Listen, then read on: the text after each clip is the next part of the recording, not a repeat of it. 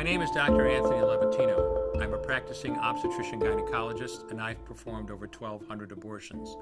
Today I'm going to describe a third trimester induced abortion, which is performed at 25 weeks to term. At this point, the baby is almost fully developed and viable, meaning he or she could survive outside the womb if the mother were to go into labor prematurely. Because the baby is so large and developed, this procedure takes 3 or 4 days to complete. On day 1, the abortionist uses a large needle to inject a drug called digoxin. Digoxin is generally used to treat heart problems, but a high enough dosage of digoxin will cause fatal cardiac arrest.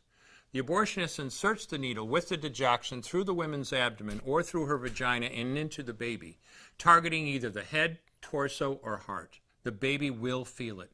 Babies at this stage feel pain. When the needle pierces the baby's body and the digoxin takes effect, the life of the baby will end. The abortionist then inserts multiple sticks of seaweed called laminaria into the woman's cervix. They will slowly open up the cervix for delivery of a stillborn baby. While the woman waits for the laminaria to dilate her cervix, she carries her dead baby inside of her for 2 to 3 days. On day 2, the abortionist replaces the laminaria and may perform a second ultrasound to ensure the baby is dead. If the child is still alive, he administers another lethal dose of digoxin. The woman then goes back to where she is staying while her cervix continues to dilate. If she goes into labor and is unable to make it to the clinic in time, she will give birth at home or in a hotel. In this case, she may be advised to deliver her baby into a bathroom toilet. The abortionist then comes to remove the baby and clean up. If she can make it to the clinic, she will do so during her severest contractions and deliver her dead son or daughter.